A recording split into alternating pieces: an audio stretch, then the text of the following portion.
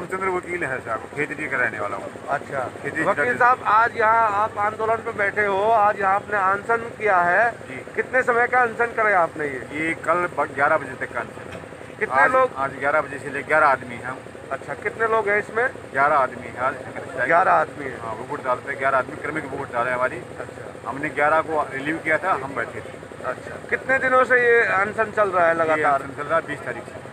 20 तारीख से? हाँ, 20 तारीख से 11 लोग डेली डेली हमें वो वोट डाल रही है। अच्छा, वो रिलीव देखा आपने किस प्रकार से यहाँ जो है लोगों ने एक मन बना लिया है कि हमने किसी भी प्रकार से मोदी सरकार को मनाना है। मोदी सरकार चाहे जैसे कहें, उससे भी बढ़िया तरीके से हमने उनको मोदी सरकार को मनाना है। हम लोग पीछे नहीं हटेंगे, हम अपने धरने पे लगे रहेंगे, हम अनशन भी करेंगे और हम मोदी जी को मना के ही रहेंगे। मोदी जी कितना ही समय क्यों ना ले, हम पूरे समय यहाँ बैठे रहेंगे। हमारे पास लगभग 6 महीने का राशन पड़ा हुआ है और यहाँ पर दान देने वालों की कमी नहीं है। हर आदमी यहाँ दान देने के लिए लगा हुआ है।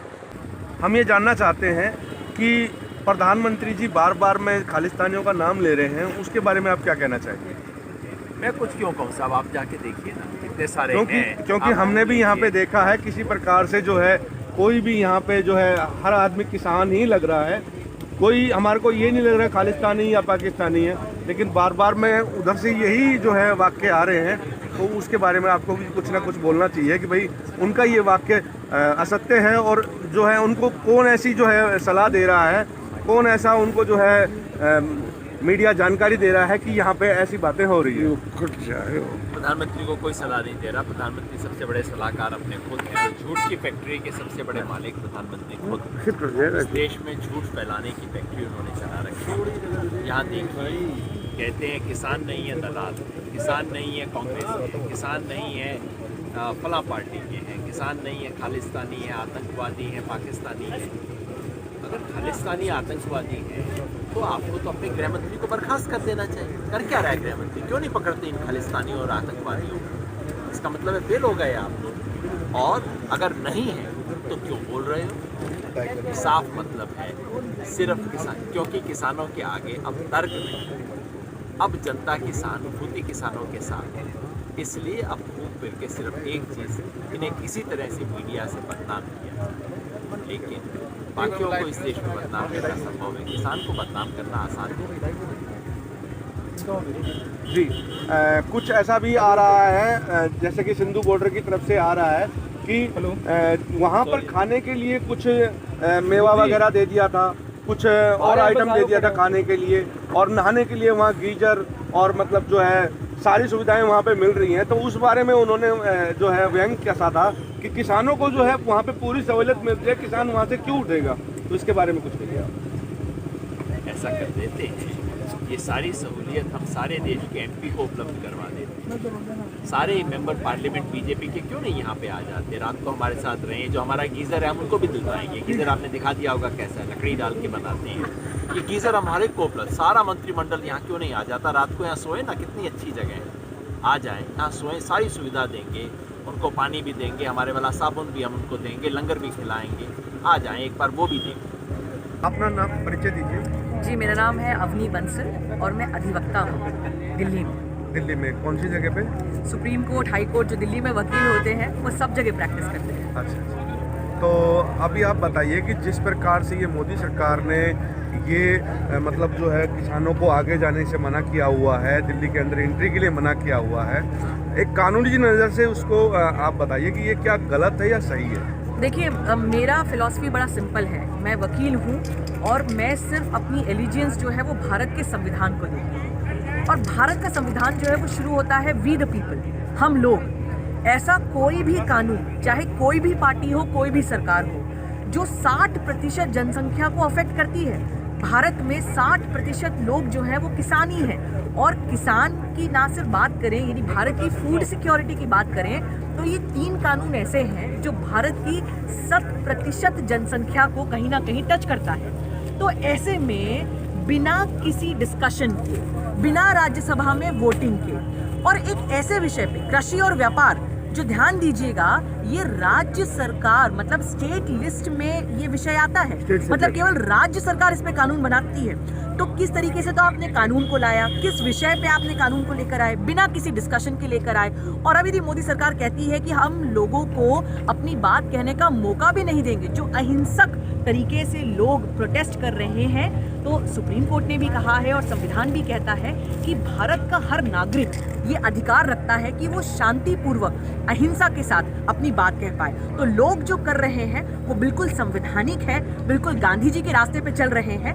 और मोदी जी जो है वो चाह के भी इन लोगों को वापस अपने गांव नहीं भेज सकते जब तक कि तीनों काले कानूनों को वापस नहीं ले लिया जाए। क्या ऐसा कोई कानून है, क्या कोई ऐसा कानून है जो कि कोई अनशन करता है या कोई धरना धरता है तो उसके अंदर अपनी मनचाही या कोई चीज देता है उसको ना खाए, कोई ऐसा कानून है? जी बिल्कुल, इस पे सुप्रीम कोर्ट के बहुत सारे जजमेंट्स हैं, जजमेंट्स आफ्टर जजमेंट हैं, जिसमें ये कहा गया है कि प्रजातंत्र में, देखिए प्रजातंत्र जो है वो डेमोक्रेसी है, यदि व्यक्ति अनशन भी नहीं कर सकता, प्रोटेस्ट भी नहीं कर सकता, तो वो सरकार को जिसको उसने ही चुना है कैसे अपनी बात पहुंचाएगा।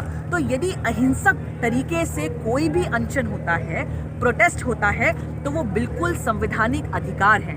तो जो लोग यहाँ पे गांव से निकलकर, आज हम दिल्ली जयपुर हाईवे पे हैं, NH-48 पर हैं और अपनी बात को बिल्कुल संवैधानिक तरीके से रख रहे हैं, ये प्रोटेस्ट करने का अधिकार संविधान हमें देता है और किसी कानून की आपको आवश्यकता नहीं। और इसमें बहुत सारे सुप्रीम कोर्ट के जजमेंट्स हैं। मेरा कहने का मतलब ये है कि दिल्ली के अंदर प्रधानमंत्री जी ने बोला कि वो वहाँ पे किसान पिज़्ज़ा खा रहे हैं, ड्राई फ्रूट खा रहे हैं, लड्डू खा रहे हैं, इस टाइप का मतलब कोई ऐसा लो है क्या? मतलब जो अनशन जो कर रहा है या धरना दे रहा है उसके ऊपर मतलब जो है ऐसी व्यंग करना कानूनी तो सवाल ही नहीं है, ये तो पूरी राजनीतिक बात है। और राजनीतिक भी जो मैं कहूँगी, राजनीति भी ओछी राजनीति है।